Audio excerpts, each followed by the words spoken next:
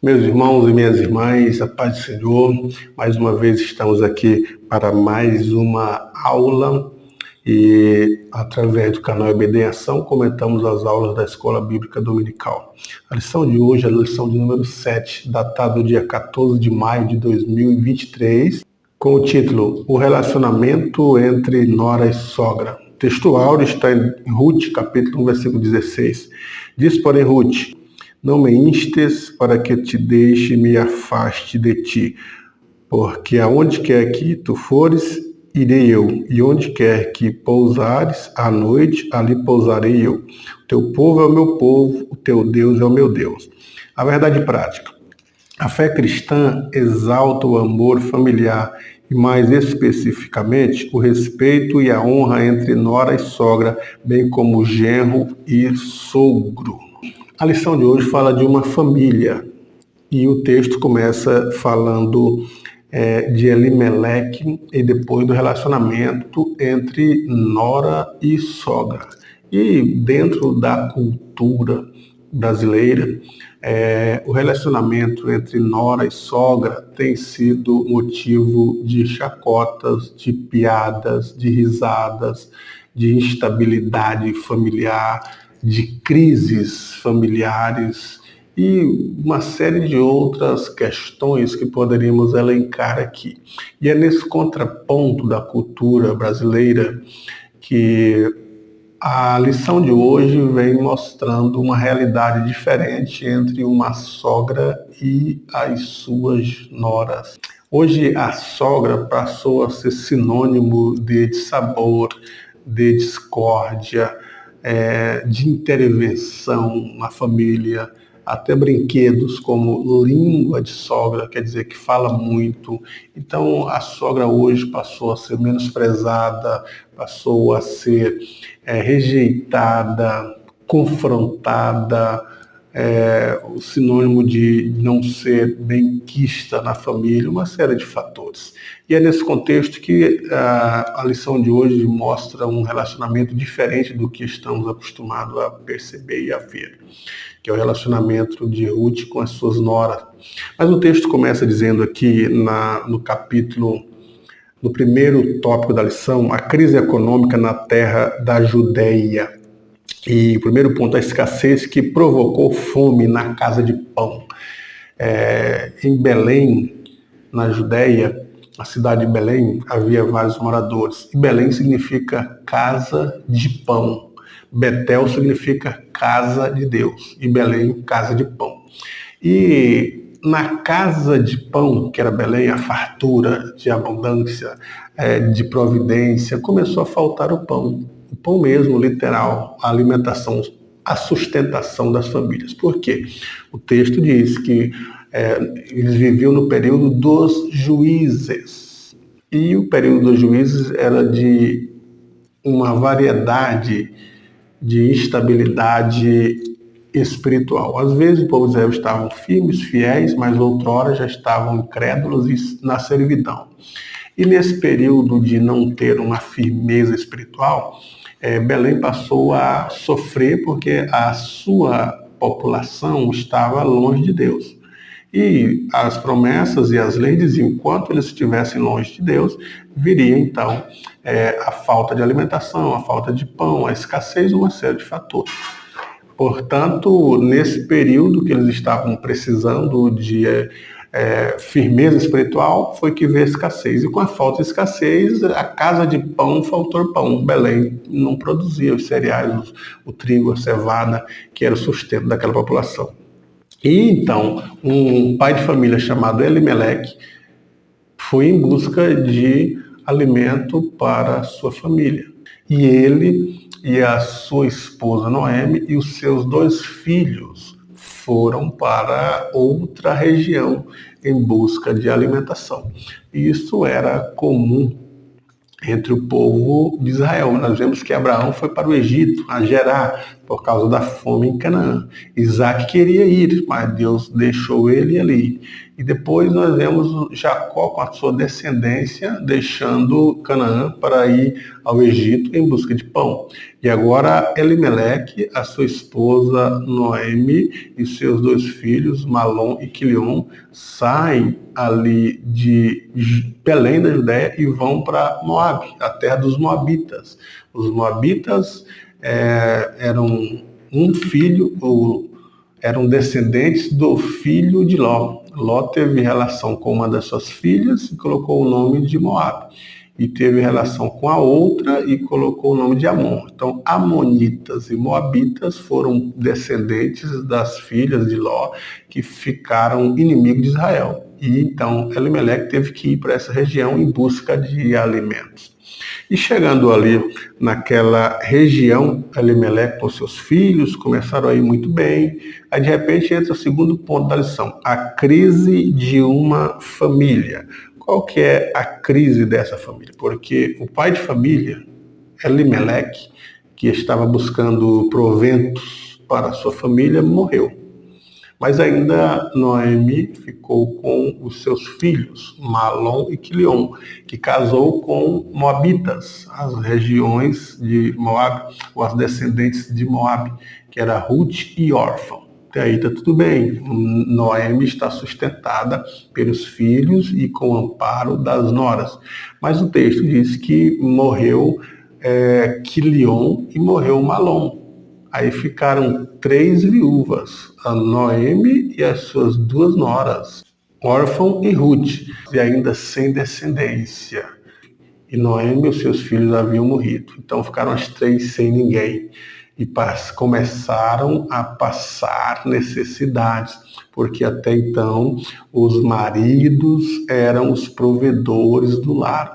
Eles quem trabalhavam nesse período em lavouras, em colheitas, em terras, mas eles faltaram. E as mulheres não tinham essa habilidade para trabalhar. Então começaram a passar necessidade.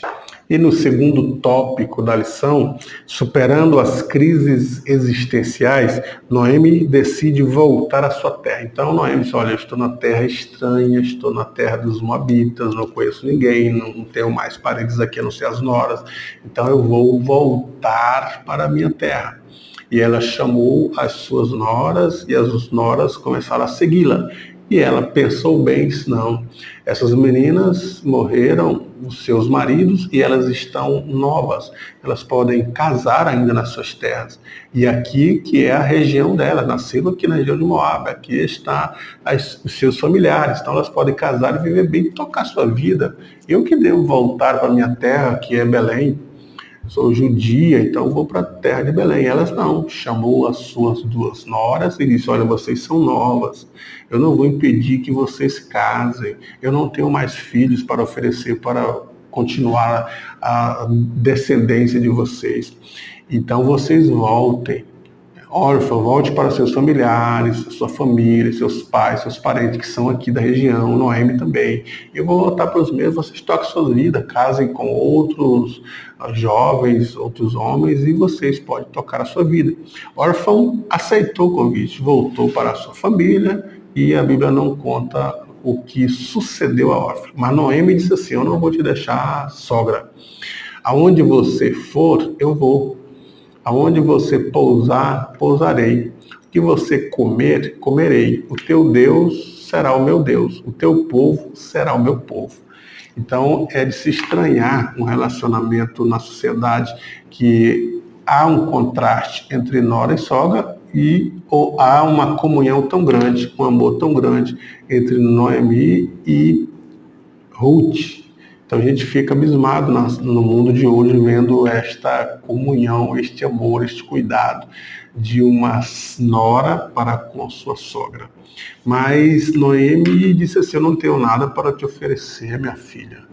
Nem filhos eu tenho. E porventura, se eu casar e tiver um filho, e você vai esperar esse menino nascer para poder casar com ele, porque era o costume da descendência, alguém, quando morria o marido, ter um filho ou um irmão, principalmente o irmão daquele morto, deveria tomar aquela viúva e casasse com ela, dar semente a ela para tocar a família, para gerar descendência. Era um costume da região do Oriente. E ela disse: eu não tenho ninguém que possa te oferecer. Como que você vai? Você não interessa, eu quero estar com você, eu quero cuidar de você. Então nós vemos a primeira providência na vida de Noemi.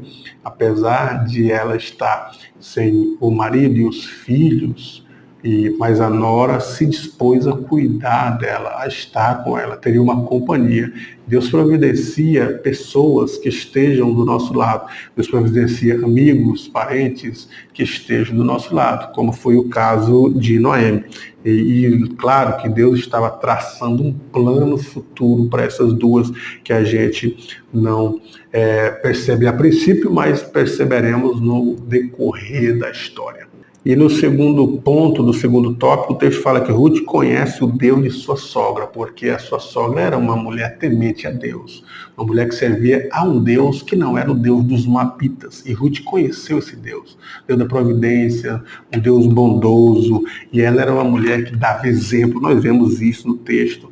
Então ela apegou-se muito à sua sogra, e então se acolheu a ela e não quis deixar: eu vou contigo. E foi o que aconteceu. E o terceiro ponto fala que elas estão unidas contra a crise. Parecia que elas estavam num beco sem saída, não viam uma vida material, uma vida emocional, até mesmo uma vida espiritual, porque a sogra dizia assim: Deus me puniu, tirou meu marido, tirou meus filhos, me deixou sem nada. Ela atribuía a Deus essas questões, estava com a vida embaraçada, não conseguia ver. Que diremos, pois, diz o texto, a essas coisas? Se Deus é por nós, quem será contra nós? Então a providência de Deus começa nos relacionamentos, principalmente entre os membros da família. Deus não quer que entre as famílias existam a guerra, a discórdia, as inimizades. Deus não quer isso. Deus quer que entre as famílias que há na igreja, principalmente, haja uma comunhão, uma relação de bondade para que as famílias estejam unidas, seja sogra, seja nora, seja filhos, filhas, pais, irmãos e irmãs, mas que se unam para vencer crises no relacionamento. Famílias unidas enfrentam guerras e elas juntas, as duas juntas, vão contemplar o agir de Deus na sua vida. Então, esta lição ela serve para as famílias, para mostrar como que o relacionamento de uma sogra e de uma nora pode ser positivo, se elas forem tementes a Deus, se forem obedientes, se conseguirem superar as dificuldades, as adversidades da vida, até mesmo a forma de enxergar as famílias, o mundo, os filhos, os maridos, elas vão ter então uma comunhão e vão superar algo que é menor em prol de um benefício maior, em prol da união, da família, da comunhão, do amor, para superar momentos difíceis. No terceiro tópico da nossa lição, a fé e trabalho numa nova perspectiva. Então a chegada delas na casa de pão, que significa Belém, quando Noemi e Ruth chegaram em Belém, Noemi foi reconhecida. Algumas pessoas disseram: não é porventura Noemi, aquela que saiu com Elimeleque e os seus filhos, Malom e Quilion, para a terra dos Moabitas em busca de pão? Noemi está de volta. Aí foram ouvir Noemi: o que aconteceu, Noemi, na terra dos Moabitas? E ela vai dizer assim: meu nome não é mais Noemi, não me chama mais de Noemi, me chame de Mara, porque Mara significa amarga. Eu me tornei uma mulher amarga, com uma vida amarga. Ela disse: mas por que isso? E ela disse: porque Deus aparentemente parece que ele me abandonou. Eu só tenho sofrido humilhação e tristeza. Então, elas perguntaram: mas por que que você tem humilhação e tristeza? E ela diz: porque Deus levou o meu esposo, que era o provedor, os meus 2 filhos, e sobrou só eu, e agora a minha nora empreendeu essa viagem comigo, rumo à Judéia, só tenho ela. E nós somos 2 viúvas. E as viúvas deveriam ter maridos para ter o sustento, para dar a continuidade à sua descendência. Nós não temos, eu não tenho mais filhos, Noemi não teve filhos, então só somos nós 2. Morrendo eu, morrendo Noemi, acabará a nossa geração. Então as pessoas se contristaram com Noemi, porque ela foi sincera. Ela falou daquilo que estava vivendo, do seu sentimento e das necessidades que estava passando. Dentro da família de Deus, que é a igreja, às vezes devemos agir como Noemi, ser sinceras, ser sinceros, falar aquilo que estamos passando, pedir socorros, pedir ajudas, pedir oração, pedir que a igreja se una em prol de um favor. Dentro das nossas famílias, nós não devemos ser orgulhosos. Há filhos, há noras, há sogras que às vezes são orgulhosos, estão passando por dificuldades, por necessidade, seja crise financeira, emocional, espiritual ou de relacionamentos, mas devemos comunicar isso, falar do que estamos vivendo e pedir ajuda, socorro um dos outros para que Deus ele levante pessoas para nos abençoar. E ela falou isso. Então, assim quando Noemi e Ruth empreenderam a viagem para a Judéia, havia uma nova esperança em seus corações. Ruth se tornara uma mulher de fé, disposta a superar as crises, vivendo em fé. Então é assim que as famílias devem superar a crise, viver em fé, acreditar em Deus, que vai dar certo para a tua família, vai dar certo para as famílias da igreja, e assim seremos abençoados. E o segundo ponto do terceiro tópico, recuperando a autoestima. Ruth deu uma demonstração de carinho e amor para Noemi, que fez entender que ainda havia esperança. O fato de ela não desprezar a sogra, amar a sogra e de estar disposta a ser uma companheira da sogra, apesar de estarem vivendo em crise, já deu uma esperança para Noemi. Elas chegaram em Belém no princípio da colheita, estavam começando a colher. Esse período todo que elas ficaram fora, Deus tirou o castigo da vida dos descendentes de Israel, que estavam vivendo uma crise com Deus, e essa crise afetava na produção das lavouras, e agora eles superaram e está tudo bem. E elas chegaram, já tem colheita, já estão começando a colher, chegaram no princípio da colheita. Então é muito importante que na família haja pessoas dispostas a animar outras. Ruth está disposta a contribuir, a elevar o estado da estima de Noemi, que estava triste, que estava enlutada. Precisamos de pessoas, de amigos, de familiares, que nos momentos de crise, no momento de luto, de tristeza, de baixa estima, de desânimo, que haja alguém para dizer, não, tem esperança, vai dar certo a tua vida, nós vamos superar esses momentos de crise e tudo será diferente daqui a pouco. Precisamos de pessoas que nos ajudem, que nos aconselhem, pessoas animadas, que nos mostrem que no fundo do túnel tem uma luz piscando e que você vai chegar ali naquela escuridão e tudo vai clarear, vai amanhecer, terá um novo dia. O choro pode durar uma noite, mas a alegria vem pela manhã. E no terceiro ponto, do terceiro tópico, a honra do trabalho no campo de Boaz. Então, o texto diz que Ruth disse assim para a sua sogra, eu vou para o campo, vou colher algumas espigas, alguma coisa que cai das lavouras, porque em Israel existia uma lei que quem tivesse lavouras de trigo, de milho, de cevada ou qualquer outra produção, deveria deixar os cantos sem colher, e esses cantos seriam para os órfãos, para as viúvas, para os pobres, para os necessitados. E se ele estivesse colhendo trigo, milho e caísse das suas mãos algumas espigas, alguns molhos, não era para ajuntar, era para deixar para que os órfãos, as viúvas, os pobres se sobressaíssem disso, ajuntassem e colhessem para si. Então, Ruth era viúva, então ela ia chegar à lavoura e diria, eu sou viúva, então eu posso colher alguma sobra. E as pessoas então se compadeciam das viúvas, dos pobres, dos órfãos, dos necessitados e deixavam eles então colher. E ela então foi. E depois, quando ela chegou ao final da tarde com alguns molhos de alguns cereais, sua sogra disse, estive aonde, minha filha? Eu estive nos campos, dizendo que sou viúva e colhendo o que sobrava das lavouras. E ela disse, hoje eu estive no campo de um senhor chamado Boaz. Aí Noemi, que conhecia o parentesco de Boaz, disse assim, minha filha,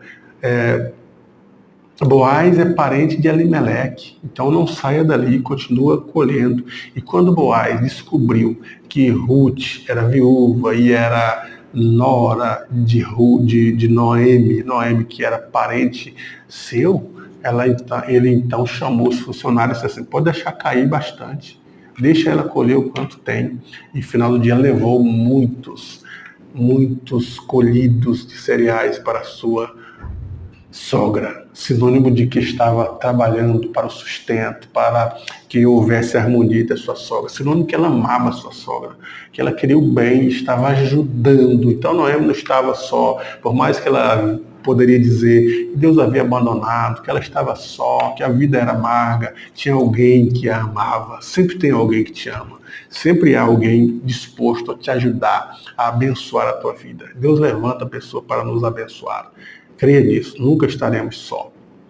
O quarto tópico da lição, Ruth encontra o remidor da família. Ruth descobre o remidor de Noemi. O remidor era alguém que, por exemplo, morreu o marido de uma mulher. Então ela deveria casar com o irmão ou com um parente próximo. Para quê? Para que ele pudesse dar a ela filhos, continuar a geração, o nome da família e então restabelecer terras para esta viúva. Então nós temos nas leis de Israel que era o remidor, alguém que casava com a viúva, restaurava aquelas terras depois de muitos anos, comprava e dava para ela as terras e a geração dela dava continuidade. Então quando Ruth descobre o remidor foi através de Noemi. Noemi disse assim, Boaz, ele é o remidor, ele pode te ajudar, minha filha. E Boaz era rico.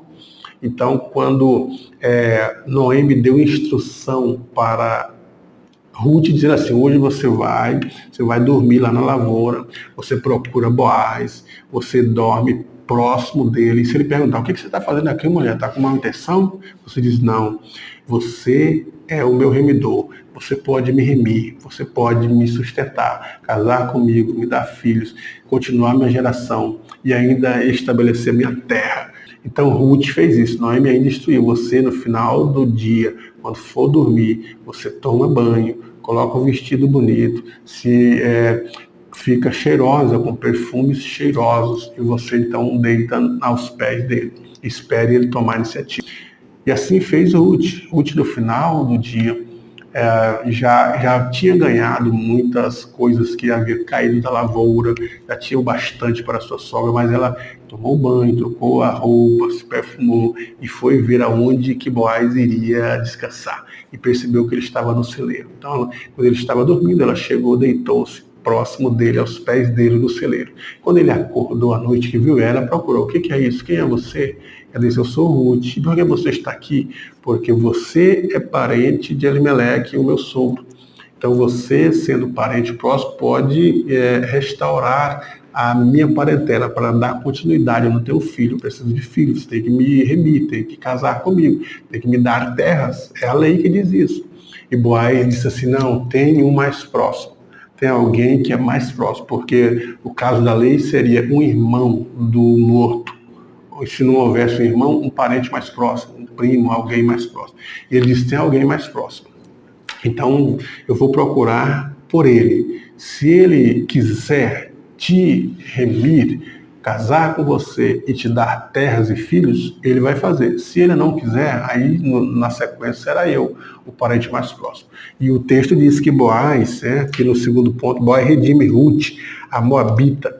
E o texto diz que ele foi para a cidade e chamou ali pessoas que estivessem com ele na entrada. Quando ele viu o parente remidor mais próximo, chamou ele. Aí contou a história da Noemi, de Ruth e da remissão que esse homem poderia fazer. Ele disse, agora você deve fazer isso. Se você não fizer, eu vou fazer, porque eu sou o da sequência. E o remidor disse, não. Você pode fazer. Mas qual que é o contrato? E não tinha papéis. O contrato era o chinelo. Eu te dou meu chinelo como prova e as testemunhas. Então ele deu a legalidade para Boaz fazer o que seria necessário para remir. Então ele deu os direitos dele para Boaz. Boaz, então, diante das testemunhas, então eu vou ser o remidor. Eu vou me casar com Ruth, vou dar filhos a ela e vou comprar as terras que antes era de Elimeleque, que ele vendeu para ir buscar providência em outro país. E assim fez Boaz.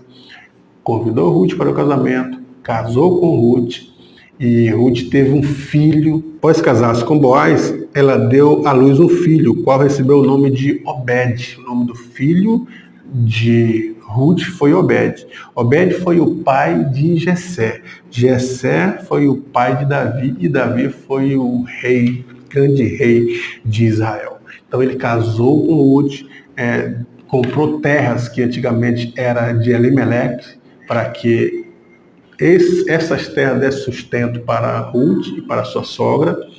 Então, a sogra que outrora, dizia que era amarga, que Deus havia trazido sobre ela castigos, que ela era viúva, que Deus havia desprezado, que Deus deu castigo para ela. Essa sogra agora estava com uma nora e com um genro bondoso, e teve um neto ainda para alegrar a sua vida. Olha só como que Deus faz. Quando achamos que estamos no fundo do poço, que não temos mais saída, Deus levanta pessoas para abençoar a tua vida, para alegrar a tua vida. Se você é fiel, se você reconhece, se você serve a Deus com fidelidade, por mais baixa que você esteja, por mais triste, por mais em luto que você esteja, sempre Deus levantará alguém para abençoar a tua vida, para melhorar o seu dia, como foi a vida de Noemi. Aqueles momentos de sofrimento passaram. Agora ela tinha um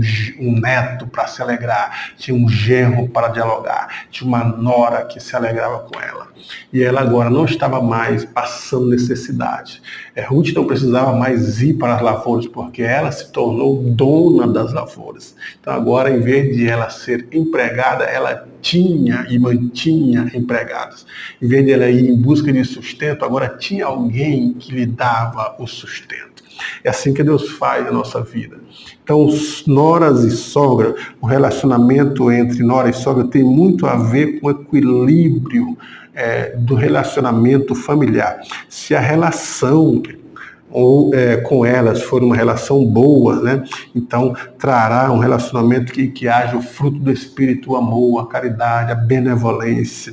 Com a história dessas duas personagens, aprendemos que nora e sogra podem superar juntas a dor, superar o luto, o período da escassez em que toda a família está sujeita a passar, a enfermidade, e passar tudo, e ter ainda um filho, no caso dela, netos, e os momentos difíceis serem superados. E olha só aonde foi parar a história de uma viúva, ou de duas viúvas, nora e sogra, foram para os anais da história. Foram da descendência de Obed, que veio Jessé. Jessé teve um filho chamado Davi. Davi foi o grande rei de Israel.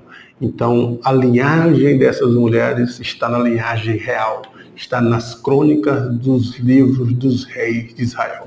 Então, para concluir, a história bíblica de Ruth é um exemplo de fé no relacionamento entre uma nora e sua sogra.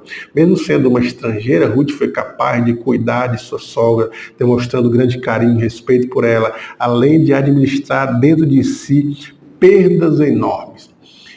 O cunhado e o marido. Mas diante disso tudo, Deus honrou seu trabalho, pelo qual sustentou a si mesmo e a casa de Noemi. Portanto, a vontade de Deus é que sogras e noras, bem como genros e sogros, vivam em união, de maneira que a família seja ricamente abençoada por Deus, abençoada com a união do amor, com a união da paz, da sinceridade, com a união da comunhão. E Deus, então, dará providência, dará o sustento, e então construirá uma história de bênção para que a vida de outros seja abençoada. Deus em Cristo te abençoe, professor e professora, que você tenha uma boa aula e que essa aula toque o coração dos seus alunos para que eles sejam pessoas melhores cada dia mais e mais dentro das famílias que eles estão estabelecidas. Que Deus em Cristo vos abençoe.